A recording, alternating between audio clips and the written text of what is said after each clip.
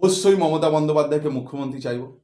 কারণ মমতা বন্দ্যোপাধ্যায় ২০১১ সালে বামফ্রন্টের অপশাসন ঘটিয়ে যেভাবে একটার পর একটা জনমুখী প্রকল্প তিনি এনেছেন, মানুষ কিন্তু বিশ্বাস করেছে যে মমতা বন্দ্যোপাধ্যায় বাংলার জন্য প্রযোজ্য।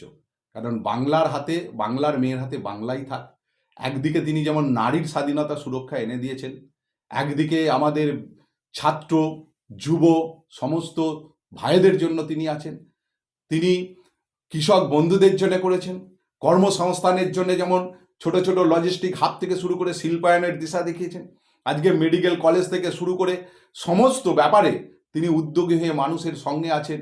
এবং যে কোনো ব্যাপারই হোক, এখানে আমরা সবসময় মমতা বন্দ্যোপাধ্যায় যেমন দুর্গাঙ্গনও তৈরি করেন, মমতা বন্দ্যোপাধ্যায় রেড রোডে গিয়ে নামাজ পাঠ করেও বুঝিয়ে দেন যে সংখ্যালঘু ভাই বোনেদের উপর নিপীড়ন হলে আগে মমতা বন্দ্যোপাধ্যায় ছুটে যাবে।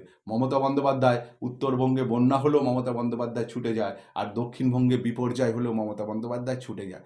চারিদিকে মমতা বন্দ্যোপাধ্যায়, কি হিন্দু, মুসলমান, জৈন, খ্রিস্টান, সার্বিকভাবে মমতা বন্দ্যোপাধ্যায় মামাটি মানুষের নেত্রী হয়ে তিনি থাকবেন।